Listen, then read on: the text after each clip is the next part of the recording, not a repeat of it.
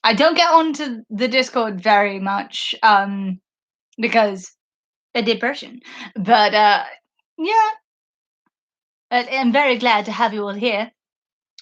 Who all is a part of the writers' room? I know Zoe and Emma are in it, but who else? If I'm allowed to ask, there are certain people that are part of the writers' room. Um, I I'm trying to remember because there are certain people that are in the writers' room but don't necessarily want to, go loud about it. I think I did a post about it like right at the beginning of the writers' room. But we have Victoria. Victoria is actually a part of our writers' room. And just it's been lovely, just brilliant person just being there. We got Mira from the Artemis Fowl confidential podcast. Lovely person. We have Latte, we have Zoe, we have Emma, we have Stace, we have Matthew. My brain is drawing a blank.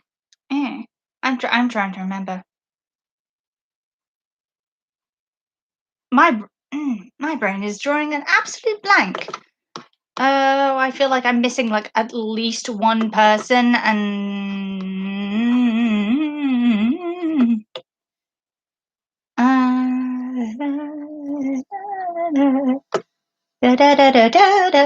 oh, it's Anda, yeah.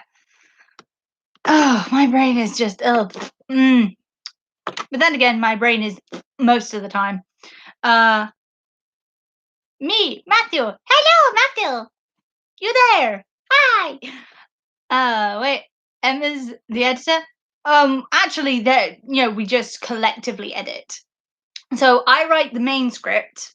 I'm the one who goes into the book and pulls out the various threads, going, okay, let's focus in on this. Okay, let's draw parallels here. Let's draw out conversations here.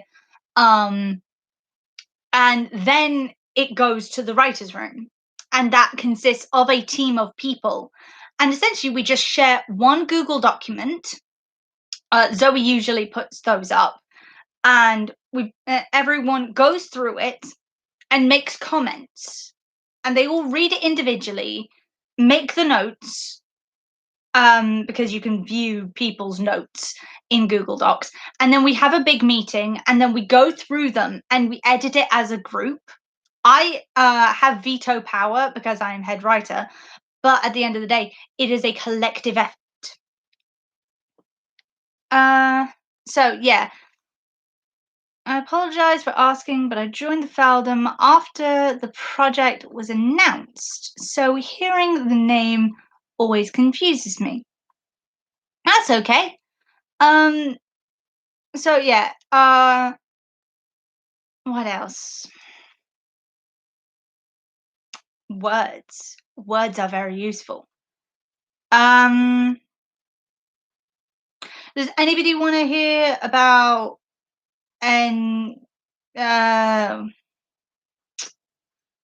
what would be the average runtime for each episode? Oh, that is difficult to say.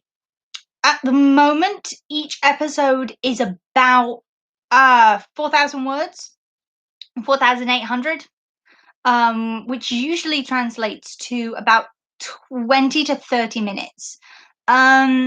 We may need to bring that down, we may need to bring that up. It really depends on whatever editor we can get.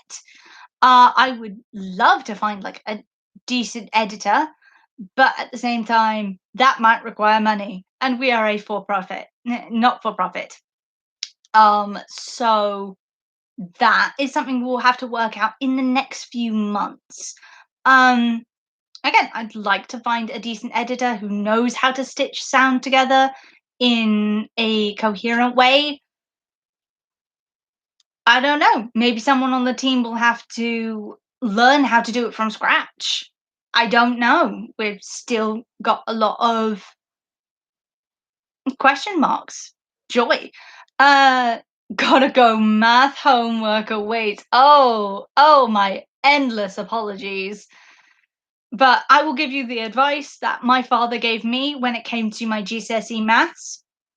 You just do it now and you never have to do it again. You pour everything you have into it and you will never have to touch it again. Because in England, if you get a certain level on your like GCSEs, you don't have to do any kind of touch ups.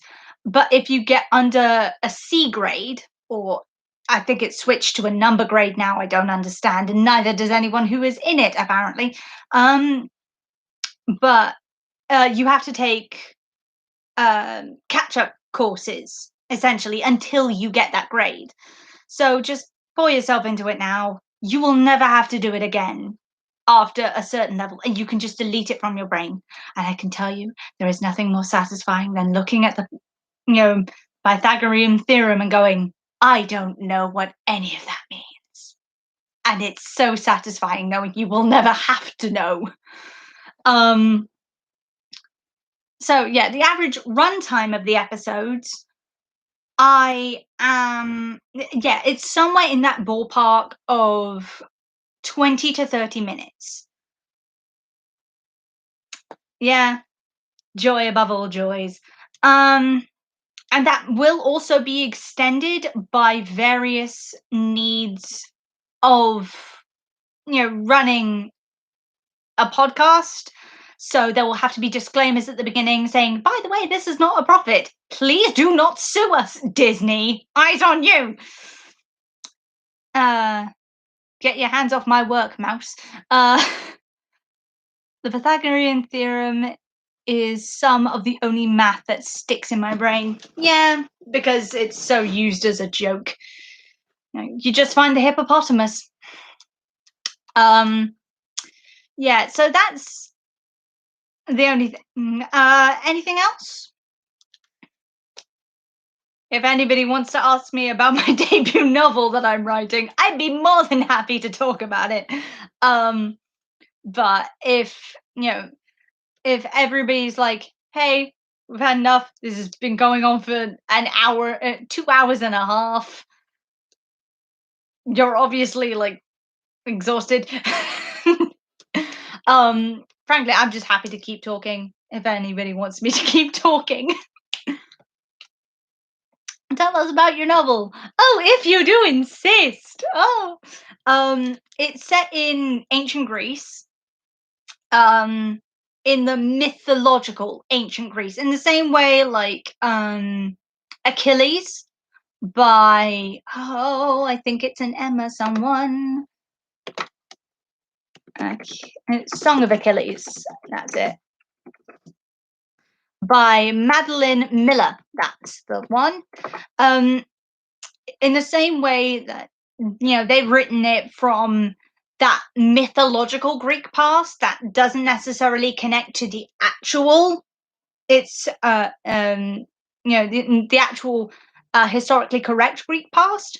But in this case, it's from the perspective of Athena. Athena is a servant in the house of Hera and Zeus. And she's just one of Hera's serving girls. Essentially, she is an attendant, and she has been for years since Hera took her in. And then there's a party, and Athena's kind of like, oh great, parties, sensory overload, great fun. And then things go horribly, horribly wrong because echidna attacks. And there are monsters everywhere. And there are people struck with arrows made from the tears of Gaia. And now Athena is being accused as a traitor. Like she had anything to do with it. And so essentially the story revolves around her having to figure out her place in the world because she's a little bit more than she thinks she is. She is, you know, we all know where she's gonna end up. She's Athena, but she needs to figure out where she fits in the world and what that means for her. We're gonna have some very, very fun, spicy characters, and a lot of it is written as if it is almost. I don't know how best to describe it other than it's been translated from an older dialect. Essentially, it sounds like Shakespeare because I like Shakespeare. Not the complicated Shakespeare, kind of like the Sparknote Shakespeare. Um, but it's been really fun. I really like the cast of characters I've come up with, which goes from Irene, who is a strong ex-Spartan warrior who is an oracle and insists upon helping Athena through her quest. You've got Mandissa, who is an Amazonian, who just kicks ass. She's so cool. You've got Theo, who is a bisexual nightmare prince. And you've got a few like surprise characters I'm going to sprinkle along the way. Just they're so cool. They're so cool. And yeah, and because my writing has always been driven by me wanting to encourage diversity, there's going to be some aspects of the Grecian world I explore that you will not expect because I like exploring interesting characters the same way Athena is autistic, asexual, and aromantic. We're gonna have some fun. So tell us about your novel. You should rest. There is no rest. There is never any rest. But if you need to rest your voice, heaven knows I will not be speaking tomorrow. So, sorry, I need to go. Bye, Ricky. Bye, Ricky. I've got to go now. Dinner. So my apologies. Watch the rest later. Novel sounds cool. Yeah, no. Oh. You're so creative, smart, and inspiring. Please, for the love of God, no. I accept the compliment. I accept the compliment. I very much appreciate it. Right. It is it's near 3 hours. Okay. I'm officially drawing the line. It has been so lovely to have all of you here. It has been a lovely first year of this project. I cannot wait to finally get this recorded and get this out to you and see where it goes. If we actually create a second one, although be warned, I do have dreams of the future occasionally. They're kind of weird. And the other night, I did have a dream that they made a second Artemis Fowl movie. And the only good that will come out of that, if they do make a second Artemis Fowl movie, is that I will have more material to make fun of them with. Praise be. So it has been lovely having you all here. Thank you so much. It is so appreciated. I hope you all have lovely days, afternoons, and evenings. Just thank you all for being here. And I will see you next time. Hopefully we can have another stream where we actually have the writer's room, which would be lovely. Thanks so much for live stream. Don't worry. I have dreams like that too. Yeah. As long as we don't all start having collective nightmares where it's like, get Kenneth Brenner away from the camera, I think we'll be okay. Bye-bye. All right, we're ending the stream. Bye-bye. I'll stop immediately and end.